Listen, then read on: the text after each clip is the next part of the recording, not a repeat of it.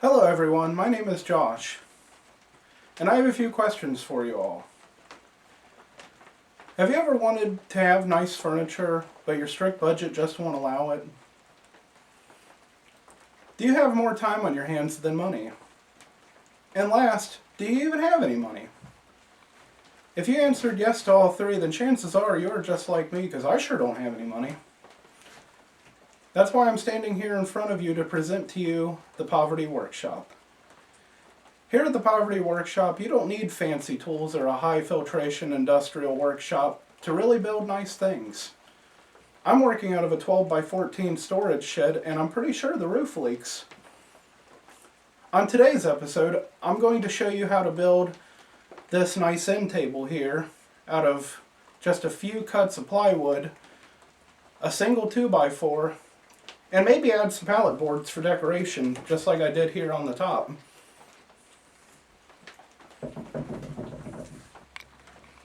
So the first thing you should do, if you haven't quite yet acquired any tools, you should probably acquire some tools. And to be quite honest, yard sale groups, marketplace, anything like that is a great alternative when it comes to acquiring super cheap tools secondhand. I acquired this table saw here, actually fairly cheap, off of a local yard sale group, and even had room to haggle to get it even cheaper. Because here at the Poverty Workshop, that's all that really matters. Second off, you should acquire some material. I honestly recommend the highest quality 2x4s, like here. In my opinion, this is actually a high quality 2x4, because you can trim this up real nice and clean, even though I'm pretty sure that it's seen better days. Once you get your table saw set up and ready to go, set your fence in place, and I usually rip the 2x4s down to about 3/4 of an inch thickness by laying it down flatways just like this and running it down the table saw. You can get 4 good sticks out of a single 2x4, which will build your legs for your end table. To save time, I went ahead and ripped these 2x4s down. I know these are a little bit longer than the 2x4s that I showed you previously, but I had some longer cuts laying around, and I mean, you can use any scraps that you really got laying around, because here at the Poverty Workshop, I guess it just doesn't really matter as long as you get it done. And to save time, I ripped these down before the show. Because, you know, when you're saving time, you're saving money. Unless you don't have any money, then I guess time really doesn't mean a whole lot to you. Next, you can go ahead and set up your miter saw. If you have a miter saw to set up, that is. If not, you can just pick up a top-of-the-line circular saw just like this. Marketplace, $10. Even came with a battery and a charger. It's an old NiCad battery that don't hold much of a charge, but hey, you know. When you can save $1, why not? The first thing I recommend is to go ahead and square up your cuts on the miter saw by first laying your board down flat just like so, binding it up as close as you can up against the fence, and then just cutting off a little bit on the edge. The important thing is to go ahead and ride the fence as close as you can. That way you get a good square, accurate cut. Now since your cut is square, you can actually flip the board around the other direction, or leave it the way it is, depending on which way you prefer to cut. Then you can actually take your tape measure and measure off to the side in which you squared up and cut. That way you get a nice, good, square, accurate cut. Here, I'm going to show you how to go ahead and cut the legs for the table. And by doing so, I'm going to measure it about 22 inches roughly. That way to compensate for the tabletop being a full 24 inches tall. So I'll go ahead and do that real quick.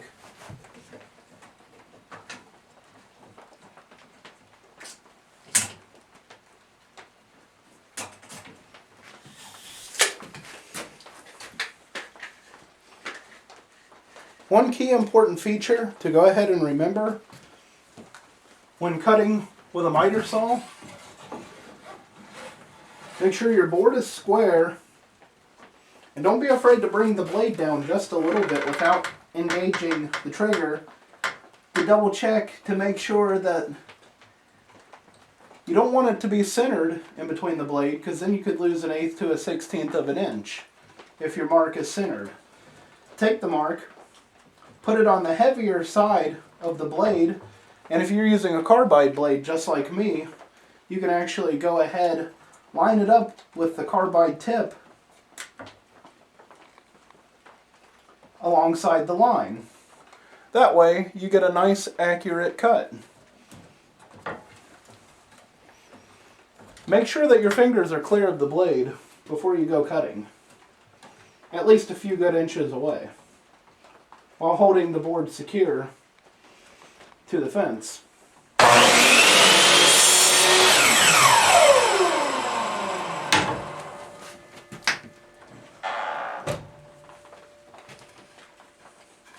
Perfect. One perfect cut. Now I'm going to go ahead and cut the frame for the legs to attach to at the top of the tabletop. And by doing so, I usually frame it out with a 45-degree frame. So you just set your miter gauge here to 45 so you can cut a 45-degree cut. Go ahead and lock it in place on your miter saw. Set your board exactly where it needs to be here, just like so. And then take your first cut and just cut the garbage piece off of the end there as closely as you can.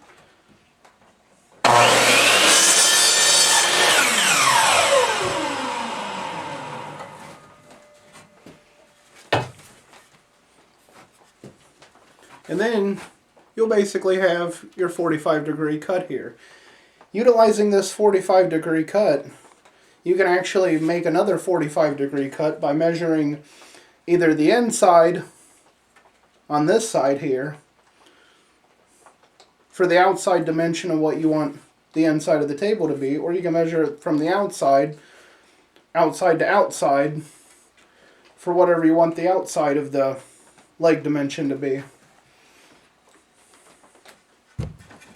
And for the outside dimension of the legs, I'm going to go ahead and go with 17.5 inches on the length side. Alright, so after measuring and marking my line here on the board, always make it a nice visible mark if you possibly can. That way you've got high visibility. Always make sure that when framing for an actual picture style frame for a 45-degree cut, that you cut the opposite side here. So you can either A, flip it over, which you wouldn't be able to see your mark here, or B, you can go ahead and turn the miter saw the other direction. That way when it's up against the fence with the inside facing the fence, you can go ahead and you can cut your 45-degree frame. And your 45s are just a little bit different here, but still the same as far as the line goes. As you can tell, you can't look at it straight on because the blade is angled. But if you come over here and you look down the blade perfectly straight at the blade, you can actually match the line up just like so with the blade, so the blade will literally cut right exactly where the line is. But just make sure, just like cutting a straight on cut, that with the blade here, you can go ahead and line it up. The blade side heavy on the line. And then go ahead, and once it's perfectly lined up, go ahead and make your cut.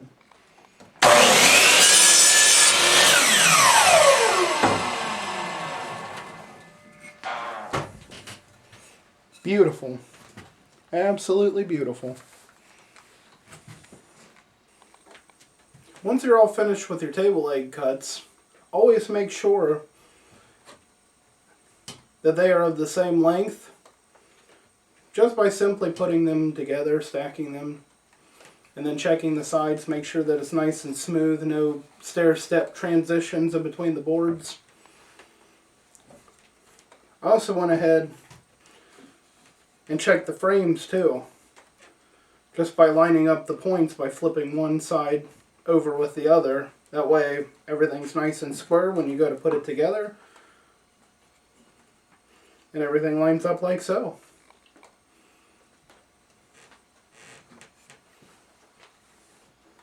Next, you can go ahead and set up your workbench, which in my case, I'm just using my table saw with an old piece of plywood on top, because I mean, you know, who can really afford a nice workbench? And here in the Poverty Workshop, anything can be a workbench. So here we go ahead, and we'll go ahead and prep our pieces. Pick the prettier side for the bottom or top, whichever side you want to go ahead and display. Set your pieces up into place. Get a good general idea by dry fitting your frame. And this is what you will attach your legs to. Once you get everything nice and dry fit and it looks good and square, we can go ahead and start wood gluing. If you have wood glue. If not, I mean, it's not too expensive. Roughly $6 for a giant bottle. And it's definitely a lifesaver for sure. Even these clamps are pretty handy, believe it or not. These little corner clamps I picked up. A few bucks for a 4-pack. Why not? Definitely a lifesaver. And here in the Poverty Workshop, if you're not saving money, you're not saving your life. So I'll go ahead, we'll get this glued up real quick for these corners. A little bit of glue goes a long way, to be honest. Put a little dab on each corner. If you've got a fancy spreader, that'll help. If not, we've got the cheapest spreader you could possibly ever imagine. And we were gifted with it.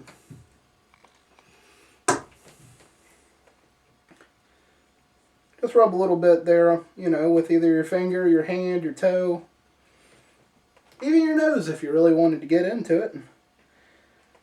Just as long as you can smear it around, give it a nice surface covering of each corner joint that's going to connect. Little dab goes a long way when you spread it. Especially on wood.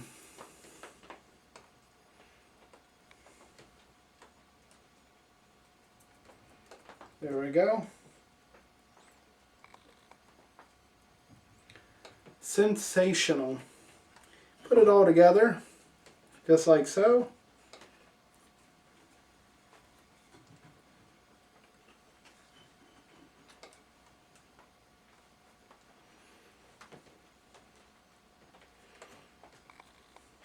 Oh yeah. Definitely fits like a worn out pair of underwear. And if you've got corner clamps, I would recommend using them. If not, I'm sure you could probably makeshift a corner clamp. Or heck, even in a future episode, I might just make some homemade corner clamps. Just for funsies.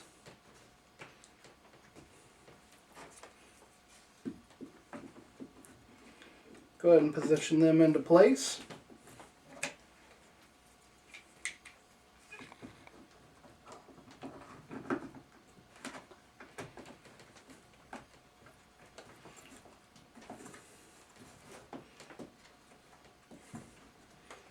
Any excess wood glue that you still actually have residual that's on your finger or that you wipe out of the spreads here, you could literally just take it, wipe it right here on the back wall. It gets it off your finger. And it just adds a minuscule amount to the building structure that you're currently working in. And nothing says top-notch quality like adding to the building structure that you're currently working in. So once you get everything nice and lined up for your frame here, I recommend picking up a cheap, affordable brad nailer. This thing was roughly about 15 bucks. Secondhand. I picked it up at a local outlet mall that sells secondhand goods, and it was worth every single penny. And when using a brad nailer, definitely make sure that your ends are lined up. Make sure that the tip is lined up and it's arrow straight, because if you blow through the side of the board, it's definitely not any fun. And then you're going to have to use wood filler, and here at the Poverty Workshop, we try to get things done as cheaply and efficiently as possible. So you just put a couple brads here in the corners.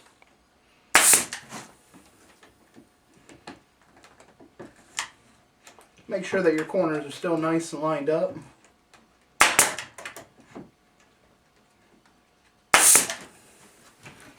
Flip it around. I'm a natural righty.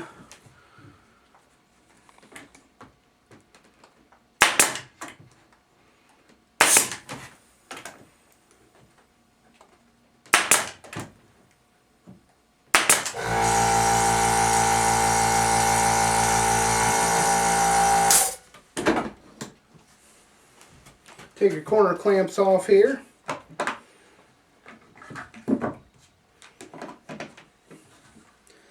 Then we have the start right here to our frame. The brad nails are just to let the glue dry, and then once the glue dries, it's a pretty good strong permanent bond we have going on here. And this frame is what we will attach the legs to. When attaching the legs to the frame, make sure that your surface that you're working on is as smooth as possible, because then you can just take the legs, set them exactly where you want them, like so, make a mark, push them as far in a square into the corners as you can, make a nice little mark here. You get a mark going on, you can utilize that mark for your glue surface.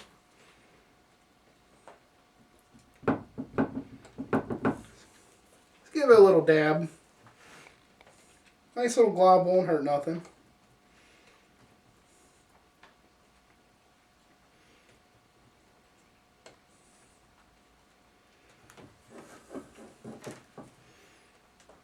Definitely make sure to give both sides that are going to be in contact with your frame. Nice generous amount.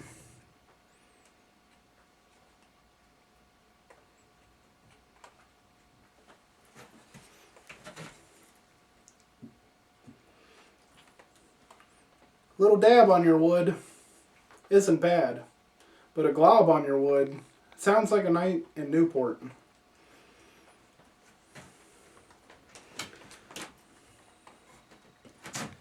So you give it a nice little tight contact here. As tight as you possibly can. You can throw a clamp on it, but once you hold it for a few seconds with the wood glue on it, it seems to bond up pretty good. Just let it go for a split second.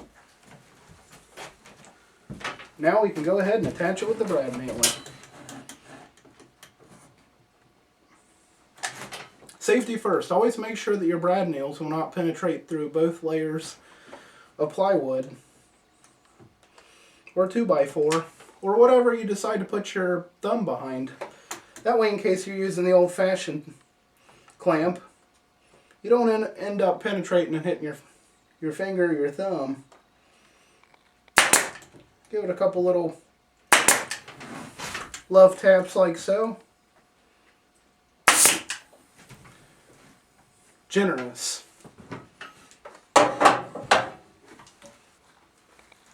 Alright, once your legs are attached, should look something pretty similar to this.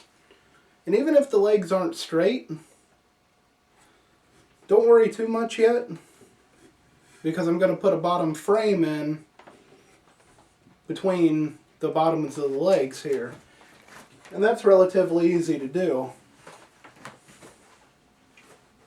Take your tape measure, measure the distance at the very, very, very top of the frame here, between the legs, which in my case is roughly 13 inches. Go ahead and cut that, and if it doesn't line up exactly where you want to go ahead and put your framing for the bottom of the legs for your bottom shelf, then that should square it up just a little bit on each side. So to save time, I went ahead and I actually cut the framing out for the bottom part of the legs for the bottom shelf. Because here at the Poverty Workshop, saving time and saving money, that's all that really matters. Alright, so I went ahead and took the liberty to put at least one brace frame piece on for the bottom shelf here. And to be honest, you're probably just better off to go ahead and glue it and clamp it. Because I blew so many nails through the sides that it was a bit of a mess. But with a little bit of careful work, cleaned up fairly nicely.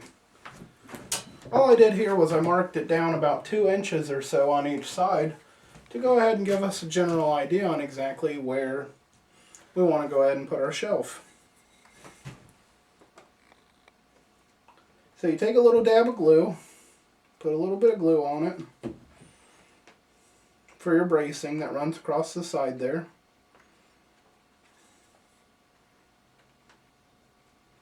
Generously go ahead and spread it on the wood.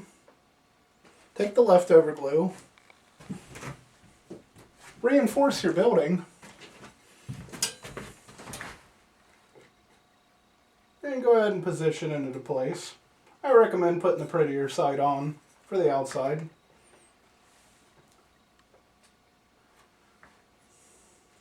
You can go ahead and clamp it.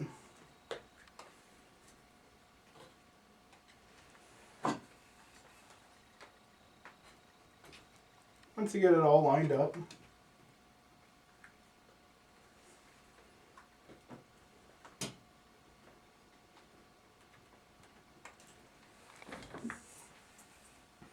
I recommend extra clamps just because it gets a bit messy if you hold it with your fingers and you end up blowing a nail through the side and catching a finger. It just doesn't make for a good day at all by any means. And nobody wants to have a bad day, especially in the Poverty Workshop. Go ahead and take your nail gun.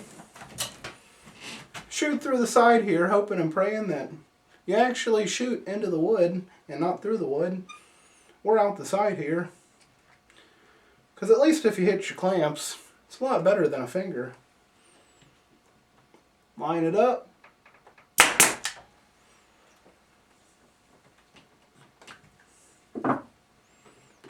Oh yeah. That right there is marvelous. Simply marvelous.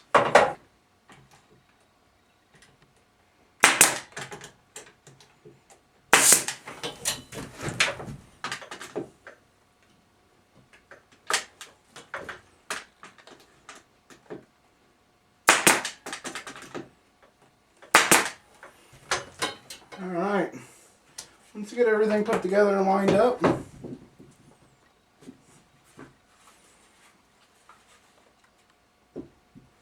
table should look about something like this.